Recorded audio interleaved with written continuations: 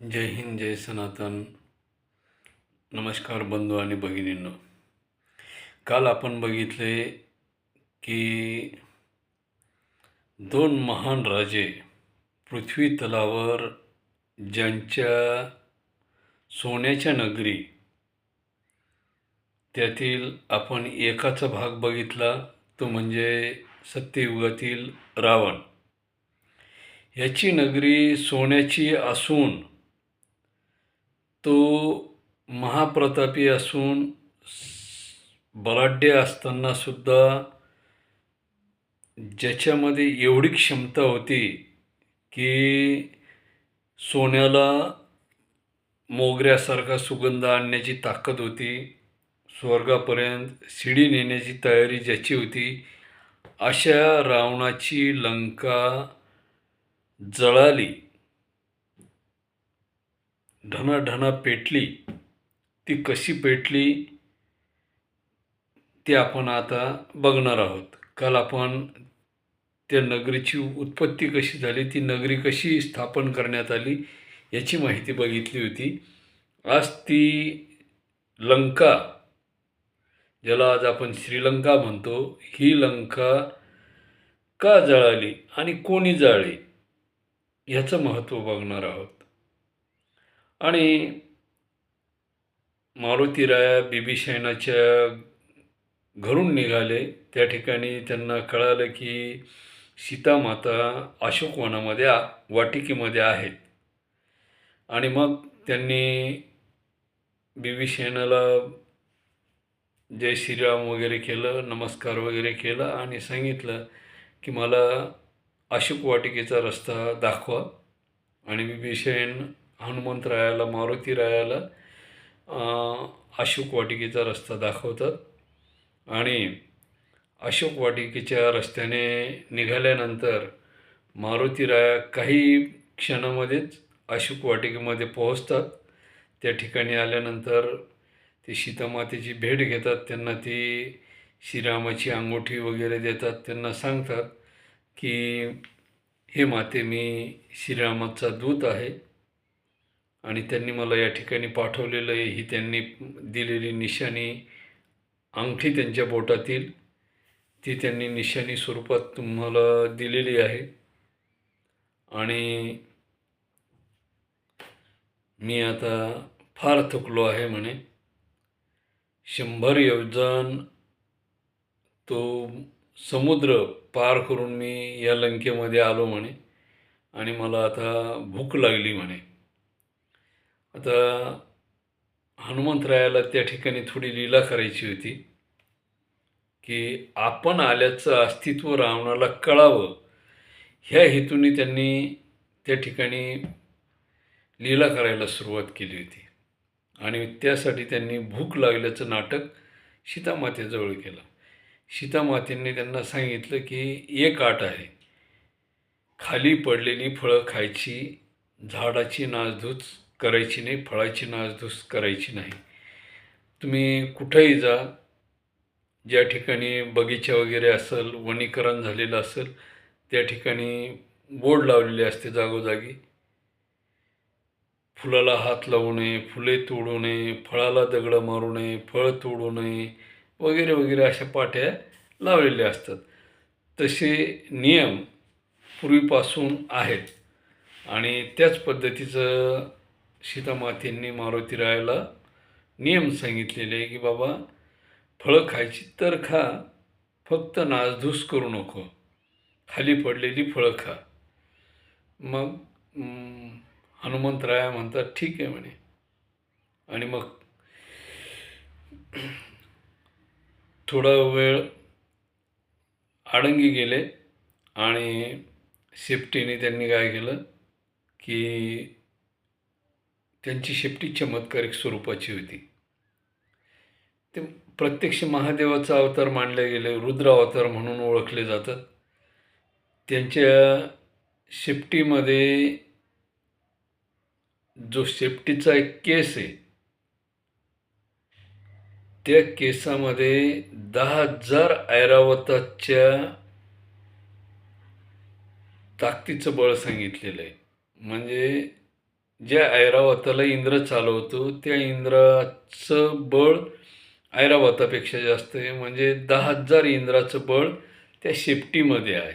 शेपटीच्या एका केसामध्ये आहे. मारुती राजा शेपटीच्या एका केसामध्ये तेवढं बळ आहे. 10,000 इंद्राच्या शक्ती एवढं. असं तो भाग सांगितलेला आहे. तो आपण एखाद दिवशी त्याच्यावर व्हिडिओ करू. आणि मारुतीरायांनी आपल्या शेपटीच्या सहाय्याने काय केलं, झाडं हलवायला सुरुवात केली. त्या ठिकाणची फळं वगैरे पाडली आणि खाल्ली थोडीफार. बाकीची मग आता ते किती गेलं तर राक्षसाच्या हिशोबाने ते माकडच. आणि मारुतीरायाने काय केलं की ते झाडं हलवायला सुरुवात केली, गदा गदा गदा गदा गदा, आणि फळं खाली पडायला सुरुवात झाली. यांचं तर पोट केव्हाच भरलं होतं. सीता मातेने आदेश दिल्या दिल्याच पोट भरलं होतं. पण ह्यांना काय करायचं होतं की काहीतरी आपलं लीला दाखवायची होती, काहीतरी कारनामा करायचा होता त्या ठिकाणी, की रावणाला कळेल की आपण आलोय म्हणून. कोणीतरी श्रीरामाचा दूत या ठिकाणी आला आणि त्याचं अस्तित्व कळावं रावणाला, या हेतूने त्यांनी ते करायला सुरुवात केली. आणि मग तेवढ्यामध्ये काय झालं की यांनी ते झाडं हलवून फळं पाडायला सुरुवात झाली की तिथं असलेले जे रक्षक होते, राक्षस. आता हा रक्षक आणि राक्षस हे माझ्या मते रावणाच्या वाटिकेचा संदर्भ घेऊन माननीय काय त्यांचे नाव अशोक राणाजी सर आहेत, यांनीच या रक्षक आणि राक्षस हा शब्दार्थ तयार नंतर केला. जे त्या वाटिकेमध्ये रक्षक होते त्यांनाच यांनी राक्षस नाही म्हटलं का? त्याचाच अर्थ या ठिकाणी तसा लावला असावा. जे रक्षक आहेत तेच राक्षस झाले असा त्यांनी त्या ठिकाणी संदर्भ लावला असावा.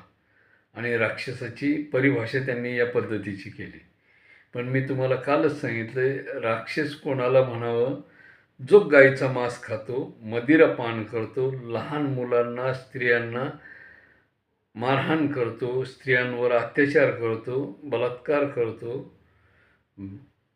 जे दीनदुबळे लोक आहेत त्यांना त्रास देतो, त्यांच्यावर अन्याय अत्याचार करतो, अशी जी व्यक्ती, तिला राक्षस म्हटलं जातं. रक्षकाला राक्षस म्हटलं जात नाही. आता हे चुकीचा अर्थ लावून जर सांगत असतील तर ती गोष्ट वेगळी. परंतु काय होतं की अर्थाचा अनर्थ होतो आणि ज्या चांगल्या गोष्टी त्या विकृत होऊन समाजासमोर येऊन जातात आणि समाज काय होतो की चांगल्या गोष्टीला वाईट म्हणायला लागतो. मग हे असे काही डाव्या सारणीचे लोक आहेत, कम्युनिस्ट पक्षाचे, ज्यांची कॉर्ल मार्क्सचे विचारसारणीचे लोक जे आहे, आणि कॉर्ल मार्क्स हा जर्मनीचा आहे, त्याला भारताशी काही घेणं नाही आणि त्याची विचारसारणी आपल्या भारतात असायला नको. तिचा काही एक संबंध आपल्या भारताशी नाही आहे. त्या डाव्या विचारसारणीचा काही संबंधच नाही ना. काय घेणं आहे आपल्याला त्या कॉर्ल मार्क्सच्या विचारसारणीवरून? तो राहतो कुठं? जर्मनीला. लोकांना जर्मनीचाच इतिहास माहीत नाही, तिथल्या विचारसारणीचे आपले लोक अनुकरण करत आहेत. आहे की नाही मूर्खपणा? म्हणजे आपल्याला त्या गावचा रस्ता माहीत नाही तरी आपण त्याचा उदो उदो करायचा. काही संबंध नाही ना त्या जर्मनीचा. उगाच त्या कम्युनिस्टवाल्याला डोक्यावर घ्यायचं आहे. काही त्याचा अर्थ तर कळला पाहिजे. आपल्या इथं त्याचा काही संदर्भ आहे का, त्याचा काही संबंध आहे का? नाही. पण उगाच आपलं डोक्यावर घेऊन बसतात, उड्या मारतात. हे जन्माला आले हिंदुस्थानमध्ये, हिंदुस्थानची संस्कृती काय आहे काय नाही याचा विचार करायचा. ते दिलं सोडून ते काहीही सांगतात. बरं जाऊ दे, आपल्याला काय, आपल्याला आपला इतिहास बघायचा आहे. तर मारुतीरायांनी झाडं हलवून जी फळं वगैरे पाडली ती त्या तिथल्या रक्षकांनी पाहिल्याबरोबर त्यांनी काय केलं, मारुतीरायावर हल्ला केला. हल्ला केल्यानंतर मारुतीरायांनी आपल्या शेपटीच्या साहाय्याने त्यांना गुंडाळून आकाशामध्ये फेकून दिलं. आता फेकून दिल्यानंतर त्यातले काही जे वाचलेले होते ते पळत श्रीलंकेमध्ये गेले आणि त्यांनी राजदरबारामध्ये रावणाला ती हकीकत सांगितली की म्हणे त्या अशोक वाटिकेमध्ये एक वानर आलेला आहे, एक माकड आलेलं आहे म्हणे, आणि त्याने प्रत्येक झाड शेपटीच्या साहाय्यानं गदागदा हलवायला सुरुवात केली आणि विनाकारण फळे फुळे त्या ठिकाणी पडायला लागलेली आहेत, नाश व्हायला लागलेलं, नुकसान व्हायला लागलेली, पूर्ण फुले आणि फळे गळून पडायला लागली, ती नासाडा व्हायला लागला, ती आदळून फुटायला लागली. आणि हे ऐकल्यानंतर अनेक प्रकारची सैन्य त्या ठिकाणी मारुतीरायाला पकडण्यासाठी धावून आलेलं आहे. आणि असं करता करता करता रावणाची बरेचसे, अक्षय नावाचा मुलगा आला, ते पराक्षय नावाचा मुलगा आला, त्यानंतर इंद्रजित आला. इंद्रजिताला 2-3 नावं आहेत, मेघानंद, इंद्रजित अशा प्रकारची नावं त्या रावणाच्या मुलाला आहे. इंद्रजित का नाव पडलेलं आहे त्याचा इतिहास आपण एखाद दिवशी बघू, काही अडचण नाही. आता आपल्याला फक्त लंका का जळाली, एवढ्या मोठ्या महान राजाची, विद्वान असणारा राजा रावण, त्याची लंका का जळाली, मी काल तुम्हाला सांगितले. सुरुवात कशी झालेली, शूर्पणखेनी ठिणगी टाकून गेलेली. म्हणजे रावणाचं राज्य नष्ट करण्यासाठी कोण कारणीभूत झालेली, शूर्पणखा. त्या बिभीषणाचं उगाच नाव घेतात लोक. म्हणजे बहिणीने रावणाचं राज्य संपवलं, हा महत्त्वाचा मुद्दा आहे. बिभीषणानं संपवलं का, नाही, पण लोक विनाकारण ते बिभीषणाचं नाव घ्यायला लागले. घर का भेदी लंका ढाय वगैरे वगैरे वगैरे त्या बिभीषणाला दूषण देत आहेत. तर मग काय होतं की एकामागे एक सगळे असे रावणाची मुलं मारुतीरायाला घ्यायला धरायला येतात. म्हणजे कमीत कमी 100 मुलं त्या 4,30,00,000 100 मुलं कमी केले. म्हणजे त्याचं वोटिंग कमी केलं रावणाचं, कोणी, मारुतीरायाने. आणि काही सैनिकही कमी केले. म्हणजे घरातले 100 वोटिंग कमी झालं आणि राज्यातले 500 लोक कमी झाले. अशा प्रकारचं त्या ठिकाणची लोकसंख्या कमी केली मारुतीरायाने. म्हणजे तरीही रावणाचं ते पद जे होतं ते मजबूत होतं. कारण 100-150 लोकांना काय होणार आहे, घरातले 100 गेले त्याला काय फरक पडतोय, काहीच नाही. आणि मग अशा अवस्थेमध्ये इंद्रजित हा रावणाचा मोठा मुलगा मारुतीरायाला पकडण्यासाठी येतो. आणि इंद्रजित मारुतीरायाला पाहिलं की सर्वप्रथम ब्रह्मास्त्राचा वापर करतो. ब्रह्मास्त्र म्हणजे ब्रह्मदेवापासून तयार झालेलं किंवा ब्रह्मदेवाने इंद्रजिताला ते दिलेलं ते अस्त्र सोडल्यामुळं काय होतं की मारुतीराया हात जोडून उभे राहतात आणि ते ब्रह्मास्त्र मारुतीरायाला बांधून टाकतात. बांधून टाकल्यानंतर काय होतं की रथाला, इंद्रजिताच्या रथाला मारुतीरायाला बांधून श्रीलंकेमध्ये आणलं जातं. आणि मग श्रीलंकेमध्ये आणल्यानंतर रावणाच्या समोर मारुतीरायाला उभं केलं जातं. आणि उभं केल्यानंतर रावण विचारतो, तू कुठून आला, काय आला, कोणाचा काय आहे, कशासाठी आला, काय, सर्व माहिती विचारून घेतं. आणि मारुतीराय त्या ठिकाणी रावणाला सांगतात, मी रामाचा दूत आहे म्हणे. तुझ्या श्रीरामाची पत्नी सीतामाता हिला पळवून आणलं, त्या श्रीरामाचा मी दास आहे म्हणे. आणि तू काय कर की सीतामातेला परत श्रीरामाकडे पाठवून दे. हे ऐकल्यानंतर रावणाचा राग अनावर होतो आणि लालबुंद झालेला रावण शेवटी मारुतीरायाला म्हणतो, म्हणजे त्याच्या सैनिकाला सांगतो, या माकडाला छाटून टाका, मारून टाका. आणि प्रत्येकजण आपापले हत्यारं उचलायला सुरुवात करत. तोपर्यंत मारुतीरायाची शेपटी सगळ्याची हत्यारं जमा करून गुंडाळून एका ठिकाणी आणून टाकते. हे पाहिल्याबरोबर रावण आश्चर्यचकित होऊन जातो आणि थोडा भयभीती होऊन जातो. पण राजा कसला तो भिईल तो. आणि मग रावण मोठ्या तोरेने मारुतीरायावर धावून जातो आणि विचारतो, सांग म्हणे तुझं मरण कशात आहे.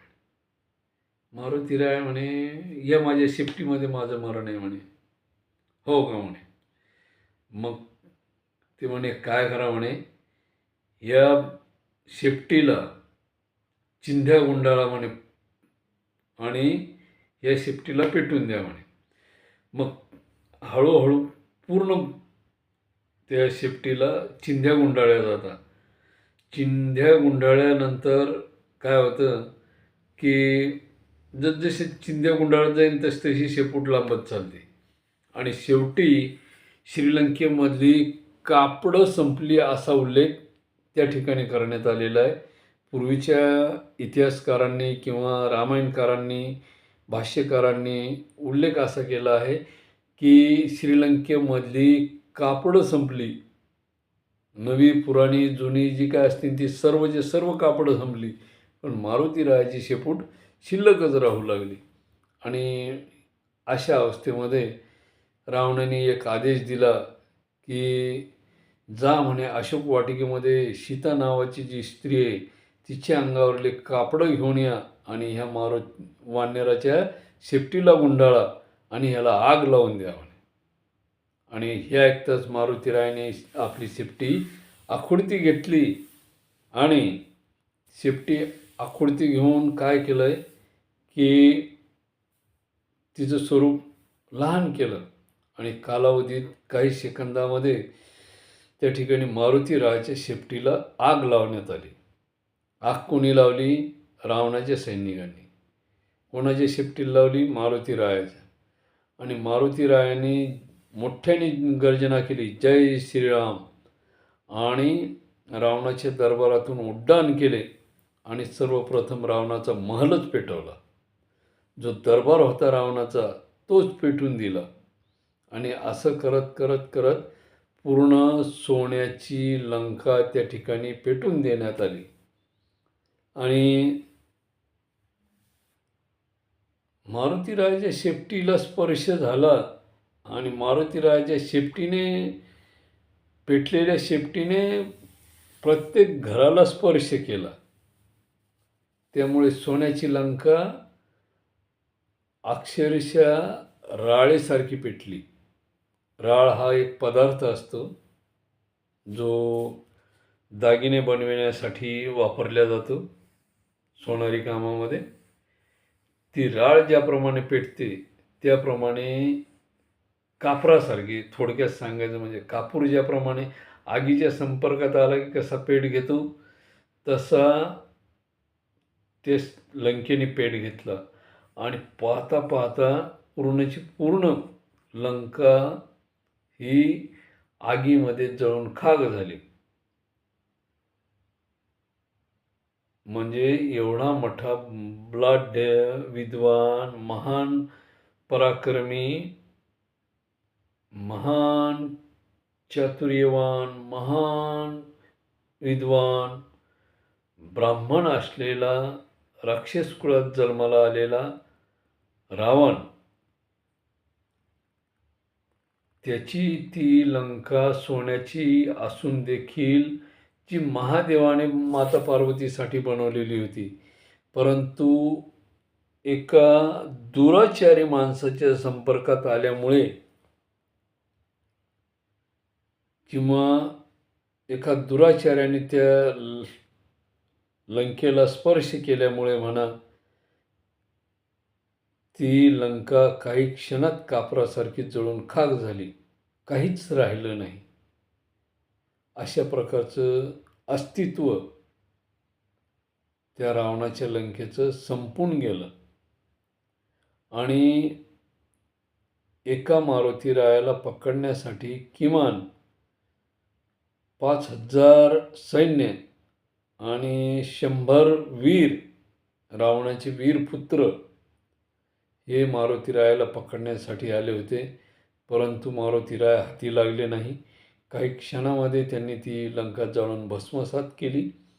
आणि अशा प्रकारे ही लंका जळाली. पुढील भागामध्ये आपण बघणार आहोत की आता आपण या ठिकाणी बघितलंय की स्वतःला देव मानणाऱ्या रावणाची, बुद्धिमान असणाऱ्या रावणाची आणि बलाढ्य अशा ज्याने त्रिलोक्यावर राज्य गाजवलं अशा रावणाची लंका जळून भस्मसात झाली. तसेच पुढील भागामध्ये आपण बघणार आहोत की स्वतः ईश्वर असताना, स्वतः जगतपिता असताना, ज्याने प्रत्यक्ष अर्जुनाला रणांगणाच्या ठिकाणी, युद्धाच्या ठिकाणी श्रीमद भगवद्गीता सांगितली, ज्ञान सांगितलं, अशा श्रीकृष्ण परमात्म्याची द्वारका नगरी जलामध्ये का बुडाली? तिच्या मागचं कारण काय? तिच्या मागचं रहस्य काय? ती बुडण्यामागचं म्हणजे जो निसर्गाचा नियम म्हणा किंवा ईश्वरीय शक्तीचं ज्याला आपण म्हणू की कृपादृष्टी म्हणा किंवा कुकृपा म्हणा, अशा प्रकारच्या गोष्टीमुळे द्वारका पाण्यामध्ये का डुबली हे आपण पुढील भागात बघणार आहोत. तोपर्यंत जय हिंद, जय सनातन. आणि आजच्या या विषयाचे प्रस्तुत करणारे विश्वम ज्वेलर्स प्रस्तुत इतिहासाची विखुरलेली पाने यांच्या वतीने हा सदर सादर करण्यात आला या ठिकाणी. आणि विश्वम ज्वेलर्स हे नवनवीन असे पुरातन हजारो वर्षापूर्वीचा इतिहास सर्वसामान्य जनतेसमोर आणण्याचा एक खारीच्या वाट्याचा प्रयत्न करत आहेत. ज्याला आजच्या डाव्यांनी, कम्युनिस्टांनी, काँग्रेसवाल्यांनी हिंदू संस्कृती, सनातन संस्कृती, भारतीय इतिहास नष्ट करण्याचा प्रयत्न केला. तो इतिहास उजागर करण्याचा प्रयत्न विश्वम ज्वेलर्सच्या वतीने मी निवृत्ती उत्तमराव बोखन या ठिकाणी तो उजागर करण्याचा प्रयत्न करत आहेत. कस्तुरीला कितीही झाकून ठेवा, मृग कस्तुरीला कितीही झाकून ठेवा, तिचा दरवळ हा पसरणारच. तुम्ही हिंदू संस्कृतीला कितीही नष्ट करण्याचा प्रयत्न केला, तिचा दरवळ हा जागतिक लेवलला जाणार म्हणजे जाणारच. सूर्याला किती जरी मुठीमध्ये झाकून ठेवण्याचा प्रयत्न केला तरी तो झाकल्या जात नाही. त्याचा प्रकाश हा सर्व जगापर्यंत पोहोचणार म्हणजे पोहोचणार. तशी ही हिंदू संस्कृती इतिहासा स्वरूपामध्ये असलेली जो दडून ठेवण्याचा प्रयत्न आजच्या आणि पूर्वीच्या लोकांनी जो केलेला आहे तो या ठिकाणी एक ना एक दिवस समाजासमोर येईलच. सत्य जास्त वेळ लपून राहत नसते, झाकून राहत नसते.